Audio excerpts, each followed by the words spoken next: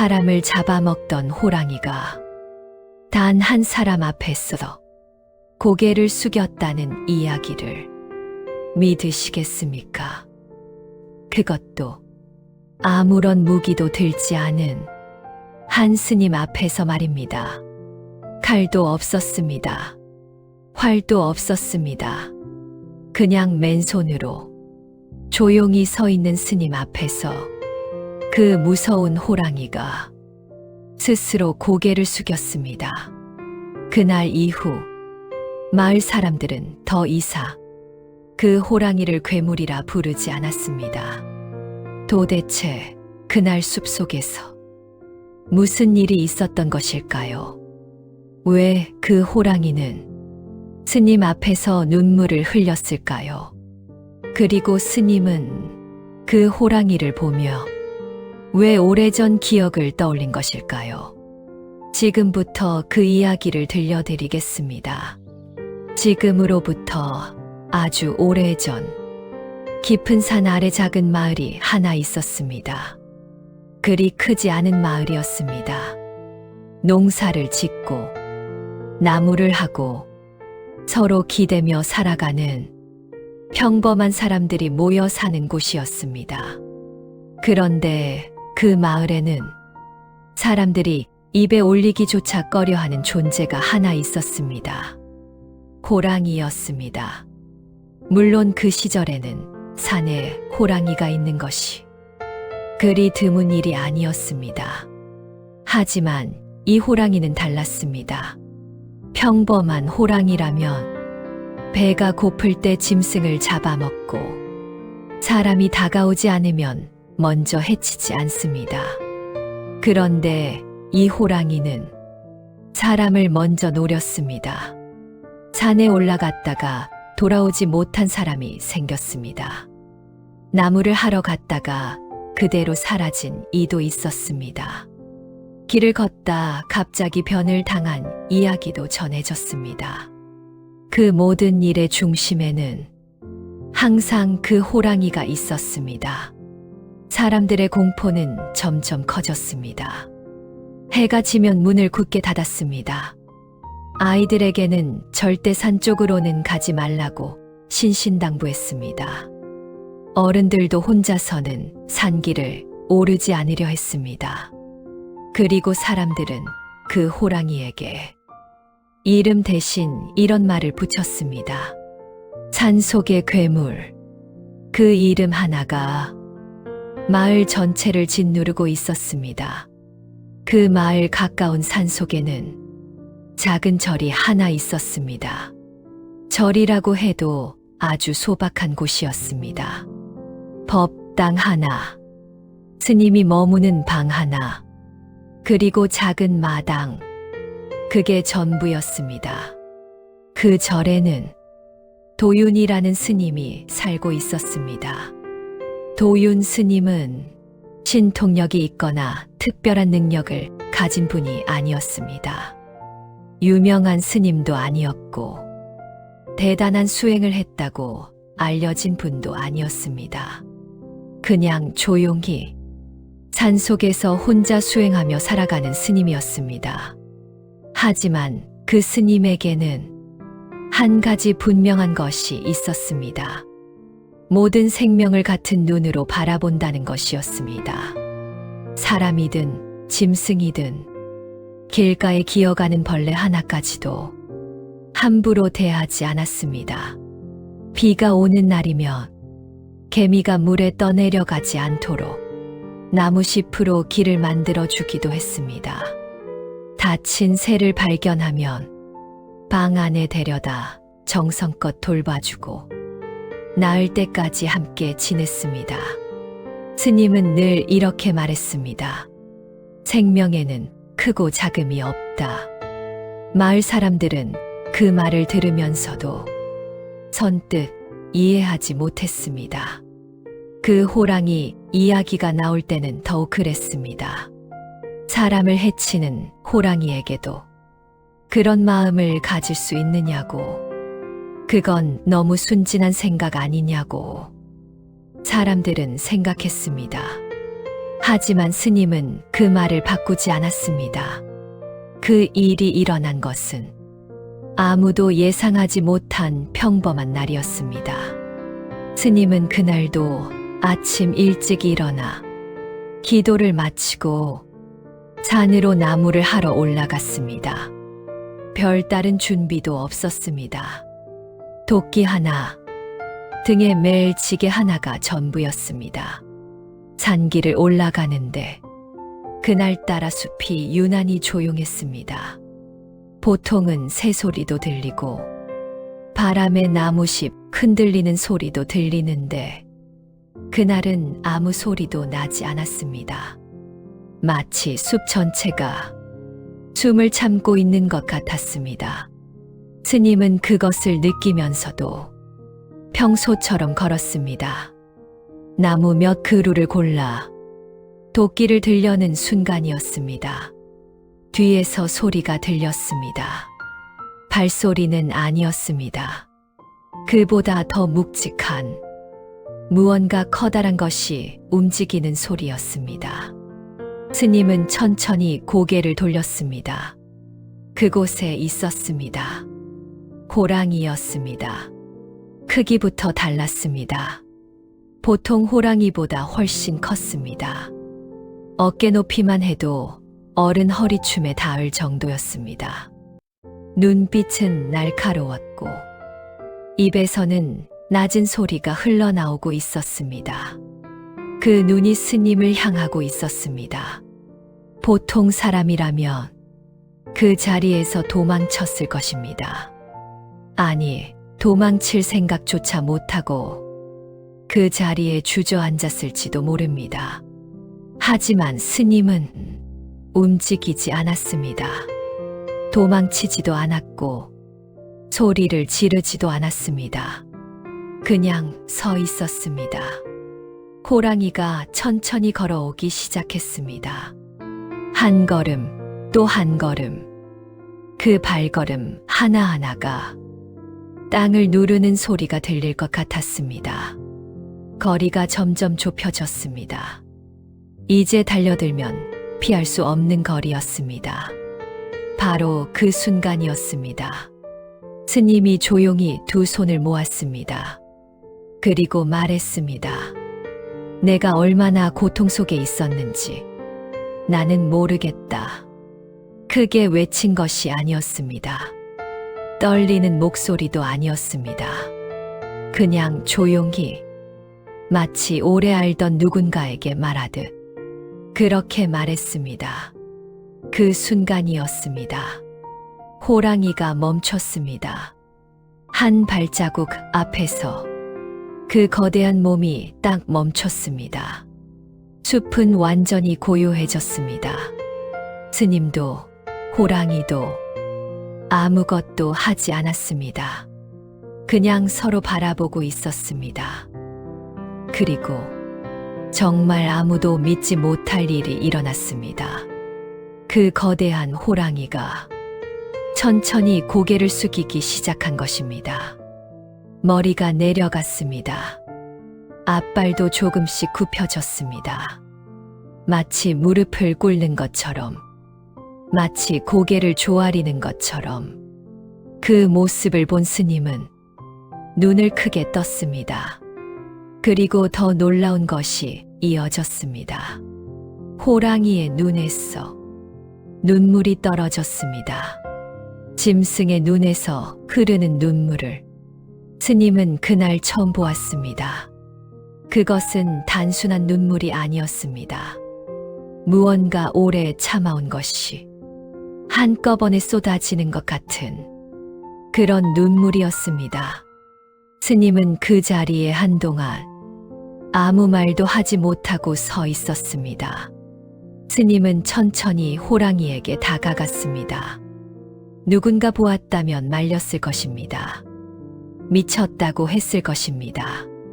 하지만 스님의 발걸음은 흔들리지 않았습니다. 호랑이는 도망치지 않았습니다. 그냥 고개를 숙인 채 스님이 가까이 오는 것을 받아들였습니다. 스님은 천천히 손을 뻗어 호랑이의 몸을 살펴보았습니다. 그리고 그것을 보았습니다.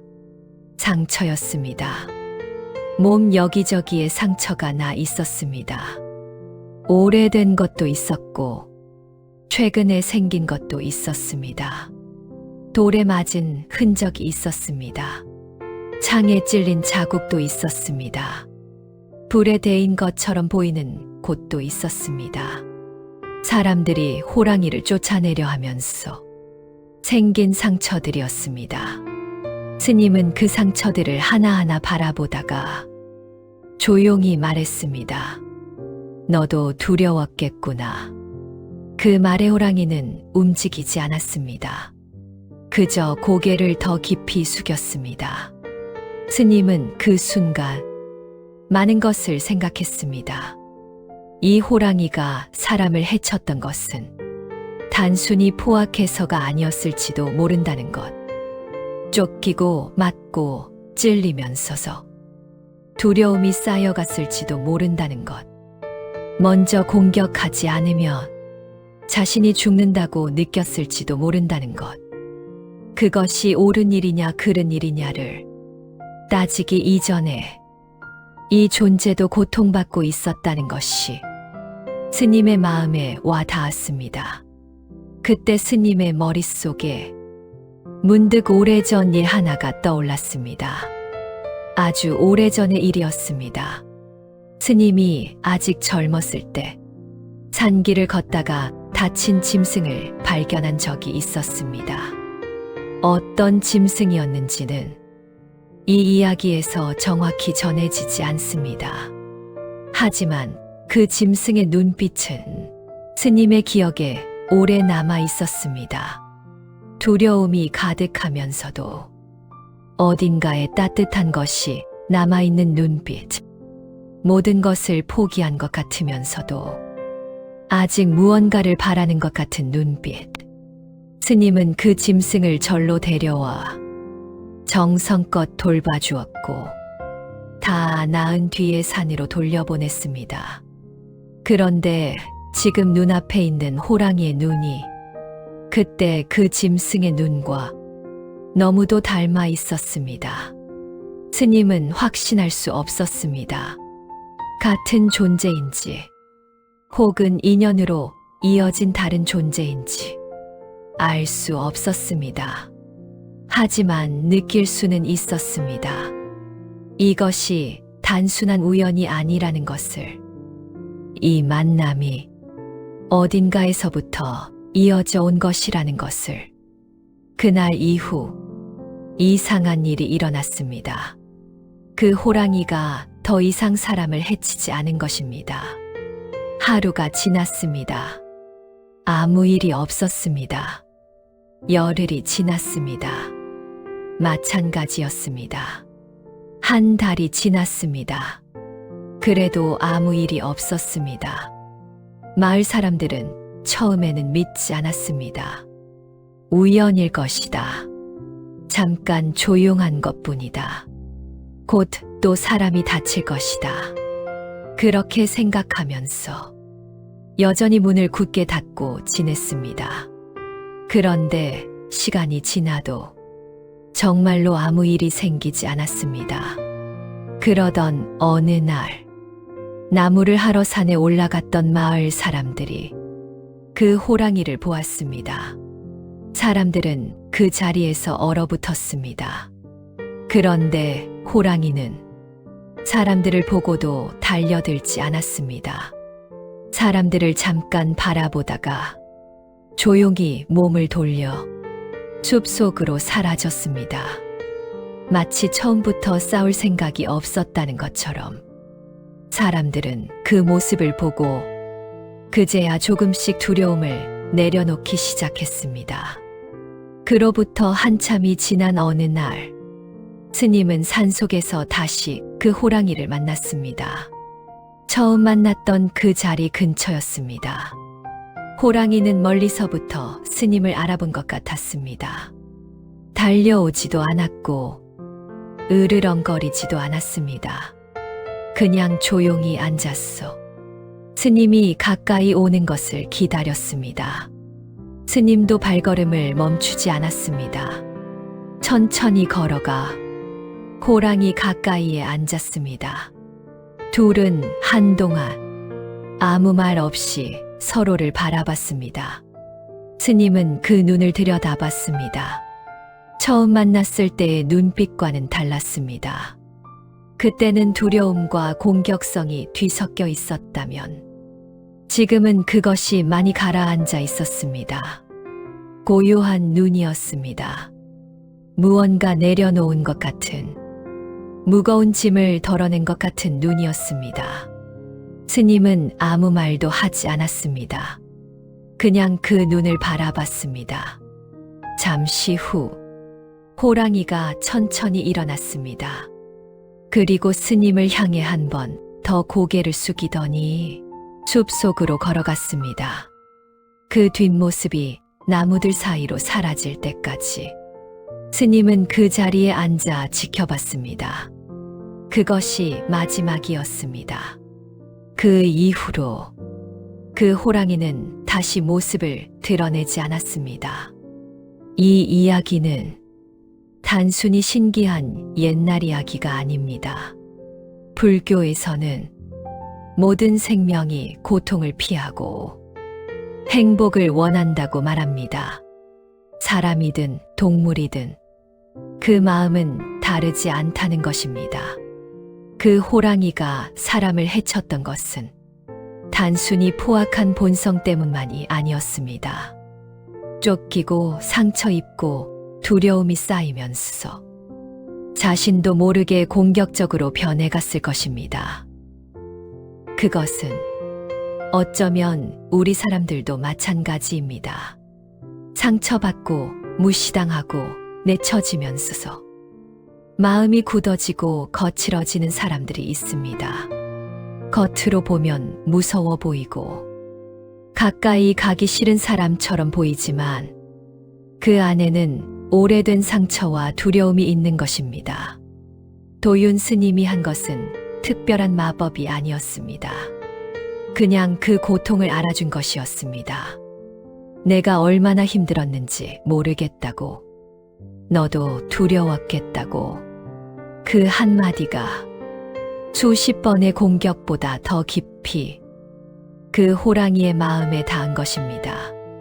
우리 주변에도 어쩌면 그런 존재들이 있을지 모릅니다. 처음 보면 차갑고 무서워 보이지만 사실은 상처받아서 그런 사람, 먼저 다가오지 못하고 뒤에서 바라보는 사람, 말을 걸기 어렵고 이해하기 힘들어 보이지만 그 안에 오랜 외로움이 있는 사람, 그 사람에게 무기보다 먼저 건네야 하는 것이 있습니다.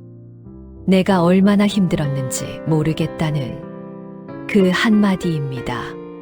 불교에서는 이런 만남을 인연이라고 합니다. 우연히 일어난 일처럼 보여도 사실은 아주 오래전부터 이어져 온 것이라는 뜻입니다. 씨앗을 심으면 언젠가 꽃이 피듯이 우리가 살면서 나누는 마음들도 어딘가에서 반드시 열매를 맺는다고 불교에서는 가르칩니다. 도윤 스님이 오래전에 다친 짐승을 살려준 그 마음이 씨앗이 되었을지도 모릅니다. 그리고 그 씨앗이 오랜 세월이 지나 그날 숲속에서 꽃으로 피어난 것인지도 모릅니다. 우리가 지금 누군가에게 건네는 따뜻함도 언젠가는 반드시 우리 곁으로 돌아옵니다. 눈에 보이지 않아도, 당장 느껴지지 않아도 그것이 인연의 힘입니다. 오늘 이야기는 여기까지입니다. 사람을 잡아먹던 호랑이가 한 스님의 말 한마디에 고개를 숙이고 눈물을 흘렸다는 이야기. 그 호랑이를 변하게 한 것은 힘이 아니라 따뜻한 마음이었다는 이야기. 그리고 그 만남이 아주 오래전부터 이어져 온 인연이었을지도 모른다는 이야기. 오늘 이 이야기를 들으시면서 혹시 떠오르는 얼굴이 있으셨습니까? 이해하기 어렵다고 생각했던 사람, 멀리하고 싶었던 사람, 혹은 오래전에 상처를 준 사람, 어쩌면 그 사람도 누군가에게 건네받지 못한 그 한마디를 기다리고 있는지 모릅니다. 내가 얼마나 힘들었는지 모르겠다고. 오늘 하루 그 한마디를 먼저 건네볼 수 있다면 그것만으로도 충분합니다. 긴 이야기 끝까지 들어주셔서 감사합니다. 이 이야기가 마음에 남으셨다면 구독과 좋아요로 함께 해주세요. 나무 아미타불, 나무관 세음보살.